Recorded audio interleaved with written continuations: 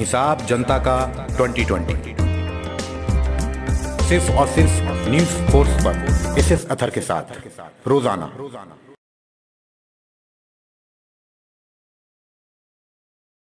मैं हूं एसएस अथर और आपका न्यूज़ फोर्स में स्वागत करता हूं। आज हूं मैं बिहार के फुलवारी विधानसभा में और यहां जो भी एग्जिट पोल आया है उस पर आज हम चर्चा करेंगे। और हमारे साथ हैं सभी पार्टियों के लगभग मेहमान।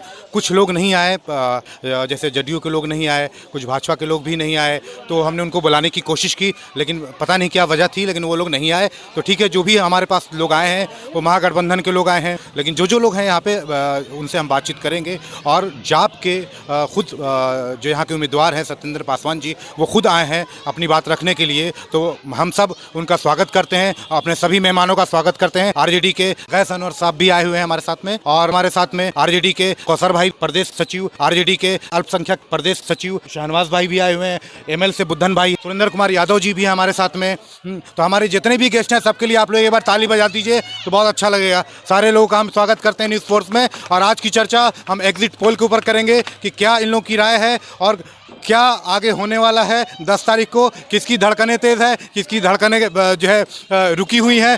तो ये 10 तारीख तक सभी को सांस रोक करके सोचने, देखने, समझने का मौका है। तो सबकी नफ्स टटोलते हैं कि किसकी नफ्स कैसी चल रही है। सत्येंद्र पासवान जी से, जाप के उम्मीदवार फुलवारी शरीफ विधानसभा से, क्योंकि विपक्ष में अभी तो यही मुझे नज़र आते हैं। तो सबसे पहले इनसे ही पूछते हैं कि सत्येंद्र जी, आपके अनुकूल तो नहीं लग रहा है कि एग्जिट पोल का नतीजा आ रहा है?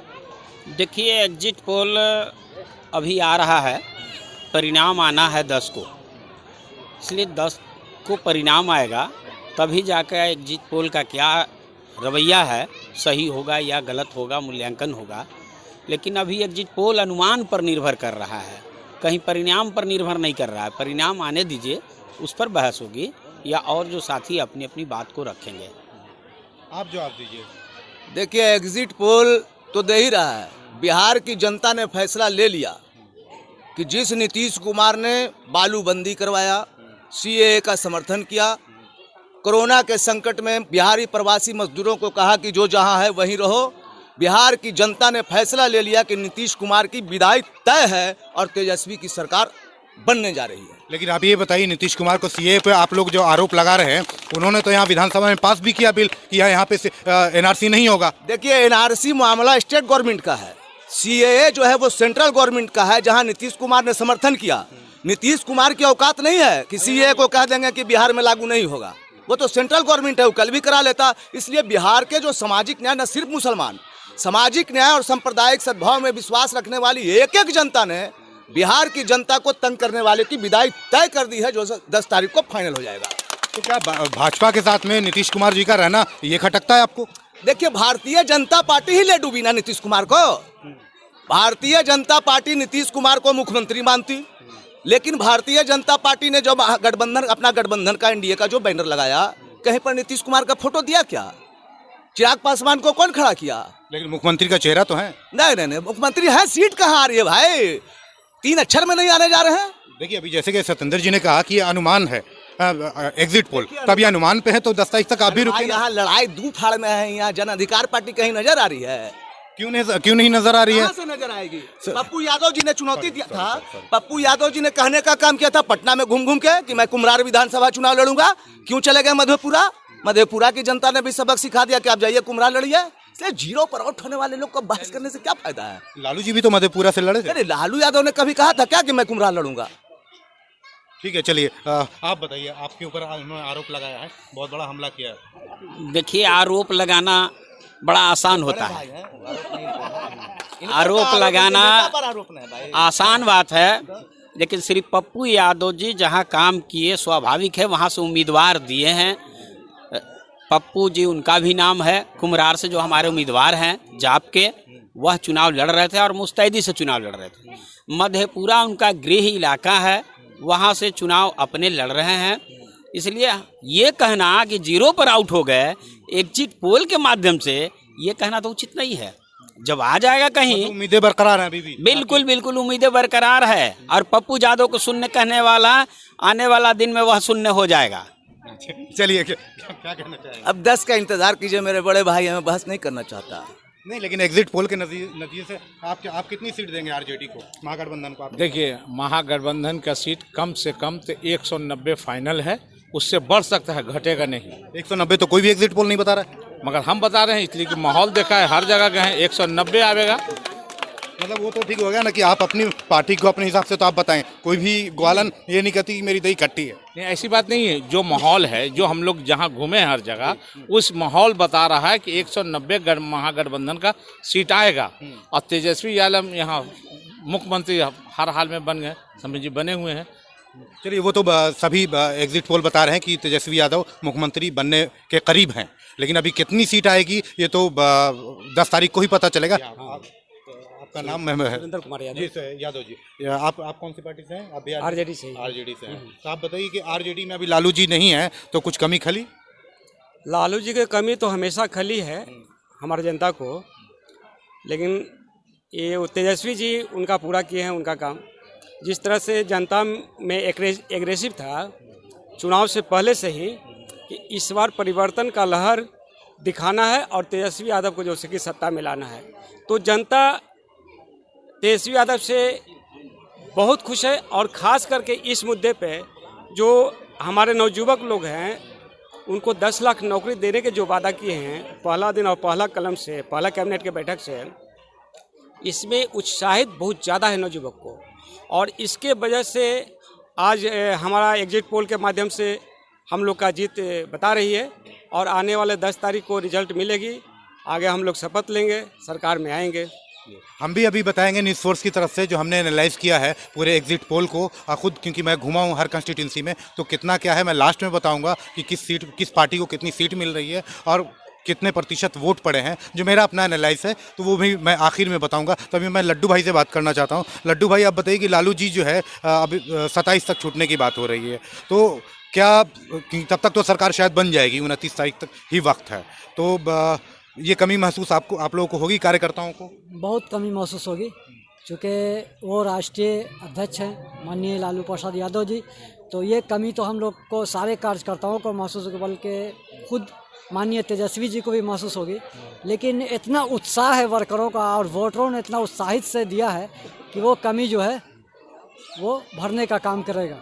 मेरे ख्याल से कल बर्थडे भी है तेजस्वी जी का, तो 9 तारीख को, तो ये सबसे अच्छा गिफ्ट है जनता की तरफ से 10 तारीख को मिलेगा शायद। बहुत बड़ा गिफ्ट है ये गिफ्ट, समझिए कि गरीबों का, अक़लियतों का, पिछड़ों का, दलितों का ये गिफ्ट है, ना कि वो तो उनका तो क्या जन्म। कहना चाहेंगे आप लोग तेजस्वी जी के बर्थडे पे? मैं उनको हार्दिक शुभकामनाएं देता हूं और पूर्ण बहुमत की सरकार बनाने की और अच्छे से शुभकामनाएं देता हूं। आप क्या देंगे तेजस्वी जी के? मैं 10 तारीख को उनको मुख्यमंत्री बना देंगे, बधाई है यही। आप बताइए तेजस्वी जी को क्या नहीं, जिस तरह से उनका तेजस्वी यादव जी का 9 तारीख को बर्थडे है और हम लोग 10 तारीख को उनको मुख्यमंत्री बनाकर और बिहार की आवाम की ओर से उनको सबसे बड़ा तोहफा देना चाहेंगे। आप बताइए क्या गिफ्ट में, और गिफ्ट में क्या आप लोग देंगे तेजस्वी जी को, और तेजस्वी से क्या उम्मीदें रखते हैं? क्योंकि आप कार्यकर्ता हैं यहाँ के आरजेडी के, जिला आप भी उप ये हैं। ठीक है, तो हम चाहेंगे तेजस्वी जी से जो उन्होंने कहा है, जो कमिटमेंट किया है हमारे पब्लिक से, ठीक है ना, उसके ऊपर वो पूरा खड़े उतरे और जनता का साथ है उनके साथ और विकास करेंगे। उम्मीद है उनसे कि पूरा करेंगे वो? हाँ, करेंगे। जनता ने उन्हें चुना है तो वो जरूर करेंगे। आप बताइए क्या उम्मीदें हैं तेजस्वी जी से, और बर्थडे पे क्या उनको आप विश करेंगे अपने हिसाब से? देखिए, बहुत बहुत शुभकामना। आपने अभी सवाल किया था साहब कि लालू जी की कमी खटक रही है। निश्चित रूप से कमी खटक रही है, लेकिन लालू यादव नेता नहीं है। लालू यादव एक विचारधारा है। नेता को कैद कर सकते हो, विचारधारा को नहीं। और बिहार की एक एक जनता जो सामाजिक न्याय और सांप्रदायिक सद्भाव में विश्वास रखती है, अपने आप को लालू यादव समझकर इस चुनाव में अपने ताकत को झोंकने का काम किया और निश्चित रूप से 10 तारीख को महागठबंधन को बहुमत मिलेगा। तेजस्वी यादव जी बिहार के मुख्यमंत्री होंगे। और आपके चैनल के माध्यम से आग्रह करना चाहता मैं तेजस्वी यादव से कि जिस तरह से बिहार की जनता ने जात पात धर्म सारे को तोड़ करके, बंधन को तोड़ करके आपका साथ दिया, आप उनका भी साथ दीजिए, ना जात देखिए ना पात देखिए, तमाम बिहार की जनता का सेवा नहीं, कीजिए। अब तो वोट दे दिया ना जनता ने। नहीं, जनता ने साथ दे दिया, देने वाली है, जैसा तो कि- यही तो बोल रहे हैं कि अब तेजस्वी यादव जी साथ दें, अन्यथा फिर 5 साल में लोकतंत्र में जनता मालिक होती है, मालिक एक बार फिर फैसला कर लेगी। हम आपके विपक्ष से अभी तो विपक्षी कहेंगे, सत्येंद्र जी से पूछना चाहेंगे कि आप क्या रचनात्मक विपक्ष का एक भूमिका निभाएंगे और तेजस्वी जी के बर्थडे पे आप लोग क्या कहना चाहेंगे? सरकार अगर बनती है उनकी तो क्या कहना चाहेंगे? हालांकि हाइपोथेटिकल क्वेश्चन है। हम शुभकामना देते हैं कि वो बिहार के कमान संभालें। अगर एग्जिट पोल के माध्यम से उनको सीट आती है तो बिहार की जनता उनको स्नेह सहयोग दिया है, उनके द्वारा प्यार और स्नेह दे लोगों को, और आगे भी काम करते रहें, यही हमारी शुभकामना है। और जन्मदिन की हार्दिक बधाई देंगे हम 10 तारीख को, और आगे भी 9 को हम बधाई देंगे जन्मदिन पर। और हम आगे भी हम इस बात से कहेंगे कि जहाँ तक आदरणीय पप्पू यादव जी का सवाल है, आदरणीय पप्पू यादव जी मजबूत इरादा का हैं, संघर्षशील व्यक्ति हैं, सेवादार हैं, सेवा किया है उन्होंने बिहार की जनता को, निश्चित तौर से संदेश अच्छा है। और पप्पू यादव जी आने वाले दिन में काफ़ी मजबूत नेता होके उभरेंगे, इसमें कहीं दो राय नहीं है। हमारी तरफ से शुभकामनाएं। तो ये है लोकतंत्र की खूबसूरती कि हर नेता जो है विपक्ष के हों या पक्ष के हों, सब एक दूसरे को बधाई देते हैं। ये है भारतीय कल्चर, इसे कहते हैं। इसीलिए भारत दुनिया का सबसे खूबसूरत मुल्क कहा जाता है, सबसे खूबसूरत संस्कृति कही जाती है। यहाँ पे विपक्ष हो या पक्ष हो, कोई दुश्मन नहीं होता है, सिर्फ पक्ष और विपक्ष होता है। और ये वाजपेयी जी ने भी कहा था, और आज यही जो है बाइडेन ने भी कहा है कि आप हमारे दोस्त दुश्मन नहीं हैं, आप हमारे विरोधी हैं। तो ये चीज़ हर पार्टी में होनी चाहिए, जो एक भारतीय कल्चर को, भारतीय संस्कृति को, सबको एक अच्छा मैसेज देता है पूरी दुनिया के लिए। आइए, हम एक और हमारे मेहमान हैं, उनसे हमने नहीं पूछा आप कि आप कल जो है 9 तारीख को उनका बर्थडे है, आप किस तरह विश करना चाहेंगे?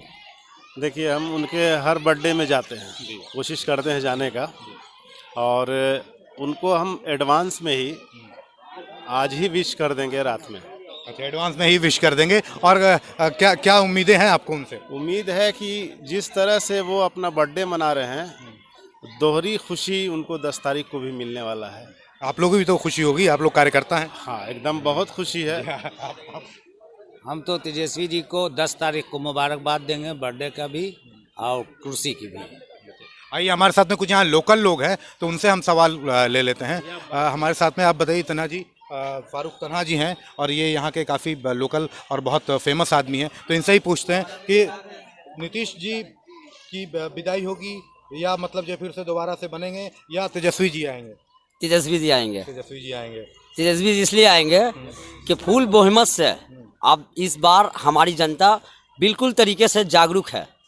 एनआरसी का धक्का झेल चुकी है हमारी जनता, ये जान चुकी है कि ये लोग, बड़े लोग जो होते हैं ना, ये लोग मूली गाजर समझते हैं पब्लिक को। जनता जिस तरीके से आज मोहब्बत दिखा करके वोट दे रही है, उसी तरीके से नेता से भी आस लगाती है कि हमारे नेता, अब हम जनता को अधिकार देगी या नहीं देगी। जनता को हमारे अधिकार चाहिए। हम कोई नेता नहीं है, आप भी जानते हैं, लोग भी जानते हैं, हम जनता समर्थन है। यानी हम अपने जनता के लिए चाहते हैं कि नेता वो बने जो हमारे जनता को एक अच्छी क्वालिटी। फुलवारी शरीफ के लिए क्या आपका मुद्दा है? आप लोग क्या चाहते हैं यहाँ से जीतने के लिए? वो सत्येंद्र जी जीते या फिर उसके बाद रविदास जी जीते? जी, रविदास जी जीते। नहीं, मैं वो नहीं पूछ रहा हूँ कि आपकी इच्छा जान चुका हूँ मैं, जनता जान चुकी है कि क्या उम्मीदें हैं, क्या मुद्दे हैं आपके लिए कि यहाँ पे फुलवारी शरीफ में जो कमी है, जो होना चाहिए?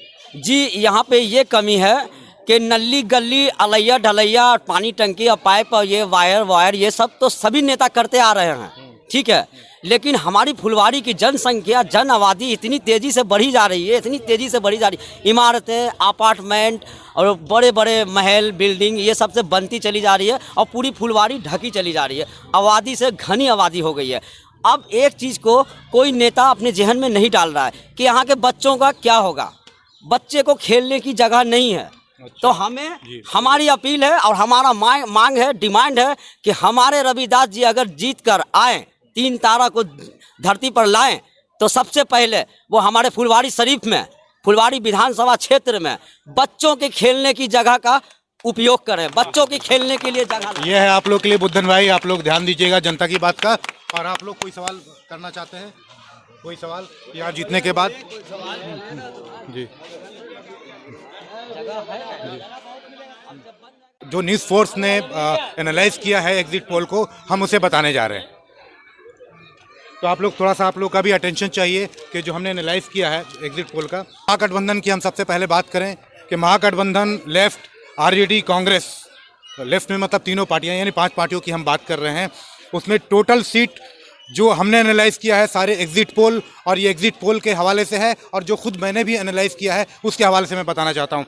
तो आरजेडी को 152 से 162 सीट, 152 से 162 सीट न्यूज़ फोर्स की तरफ से, ठीक है। और उसके बाद अगर हम डिटेल में जाना चाहें, डिटेल में बताना चाहें तो 110 सीट आरजेडी को, लेफ्ट 8 से 12 सीट, कांग्रेस 35 से 40 सीट जी। और एनडीए की बात करते हैं हम, एनडीए को हमने सीट दिया है जेडीयू प्लस बीजेपी, तो इसमें टोटल सीट जो है 70 सीट जाती हुई दिख रही है जेडीयू और एनडीए गठबंधन को।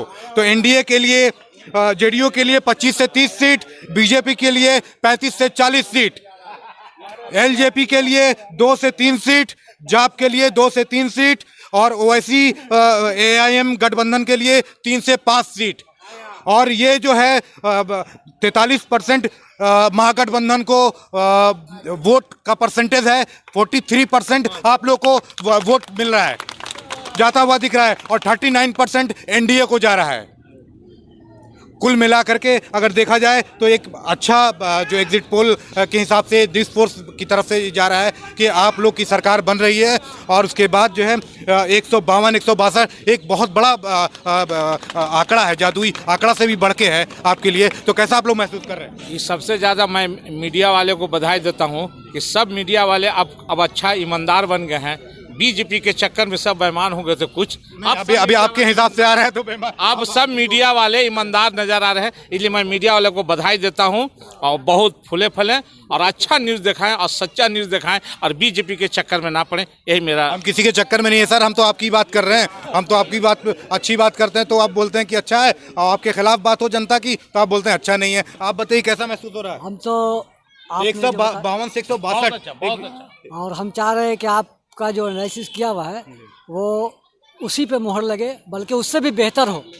बिल्कुल, ये तो हमारा सिर्फ एक अनुमान है जो हमने ये किया। आपको कैसा महसूस हो रहा है? अच्छा महसूस हो रहा है।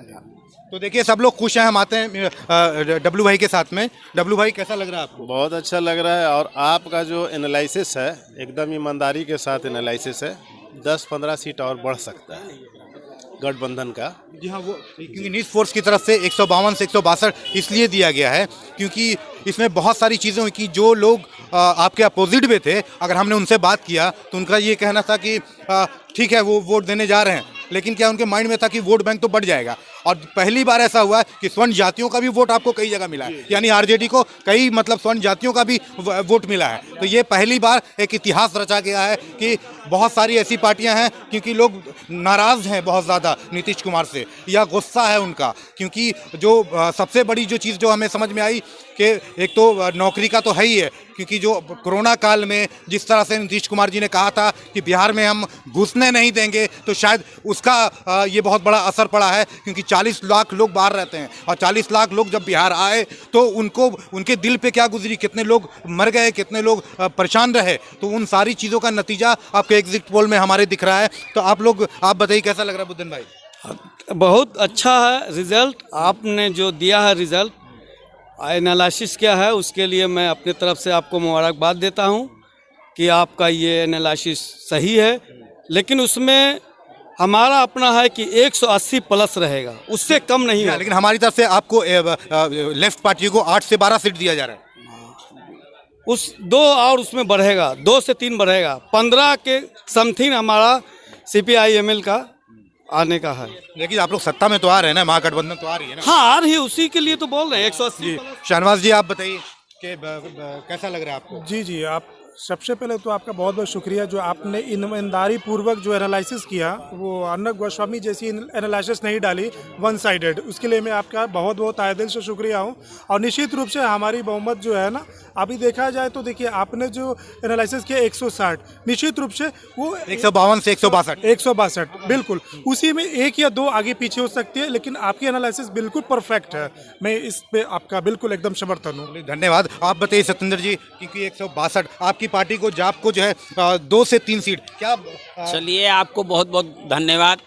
कोई मीडिया के साथी जाप को नहीं बता रहे थे 2 से 3 सीट, लेकिन आपने बताया है, उपस्थिति दर्ज कराया है, इसलिए आपको बहुत बहुत धन्यवाद देना चाहिए। नहीं, ये चीज़ जो दिखी ना, क्योंकि 2 से 3 सीट अगर आपको मिल रही है तो पप्पू जी ने जो वर्क किया था बाढ़ के टाइम में, कोरोना काल में, जो बाहर वो बहुत ज़्यादा असर किया। जो मैंने बात किया तो ये मुझे समझ में आया। तो आप लोग को मतलब अगर और आप मेहनत करते रहिए, मेरे ख्याल से और भी चीज़ें आएंगी। 10 तारीख को हो सकता है 1-2 सीट आगे पीछे हो जाए, क्योंकि हमारे पास उतने संसाधन नहीं है कि बहुत सारी चीज़ों के सर्वे करने के लिए, लेकिन जितना हम कर पाए उस हिसाब से आपको 2 से 3 सीट, एक शुरुआत अच्छी तो है ना। चलिए, हम आपको तो बधाई दे रहे हैं ना, कि बाकी मीडिया वाले तो एक भी सीट नहीं बोले हैं अभी तक का, वो तो आप बोल रहे हैं न्यूज फोर्स की तरफ से, इसलिए आपके पूरे टीम को बधाई देना चाहते हैं। और आदरणीय पप्पू यादव जी का जाप की तरफ से आप मजबूत करना चाहते हैं, इसलिए हम कहना चाहते हैं कि बेहतर आपका माने अनुमान है, अनुमान के तहत जो भी आएगा वह स्वीकार होगा। हमारा जो भी पार्टी का नेता है जीत के आएंगे, या तो हमारे पार्टी के जो एमएलए बन के आएंगे, या बिहार की आवाम हमको जिन्होंने वोट देने का काम किया है उनको हम बहुत बहुत धन्यवाद देना चाहेंगे और स्वीकारते हैं। जनता मालिक है, लोकतंत्र में जनता मालिक है। हम उस जनता को अपने ओर से, बिहार की आवाम की ओर से, पार्टी की ओर से हम बहुत बहुत धन्यवाद देना चाहेंगे। हम यही कहना चाहेंगे। आपको भी बहुत बहुत शुभकामनाएं 10 तारीख के लिए, क्योंकि 10 तारीख को आप भी यहाँ से कैंडिडेट हैं। आप लोग और कुछ बोलना चाहते हैं? आप लोग पार्टी के लिए आप लोग कुछ बोलना चाहते हैं पार्टी के लिए? जी। कहने का मतलब ये है कि आपने जो बीजेपी को उतना बहुमत दिखा दिया, सीट दिखा दिया, नहीं, मैंने नहीं देखा है सर। ये जनता का है, जो हमने सर्वे किया है और जो एग्जिट पोल है उस पर आधारित है। मैं अपनी तरफ से नहीं बोल रहा हूँ। यहाँ वो देखिए है एग्जिट पोल, मगर आप 10 के सवेरे में देख लीजिएगा 12 बजे के आसपास, ठीक है, तो उनका कहानी खत्म हो रहा है और हम लगभग 175 के आसपास जा रहे हैं। नहीं, हमारे हिसाब से आप 152 से 162 तक है।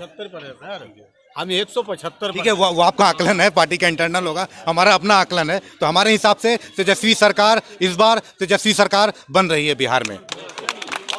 धन्यवाद। News force S S Athar. एक सेकंड आप लोग रुक जाइए, एक पिक्स हो जाए।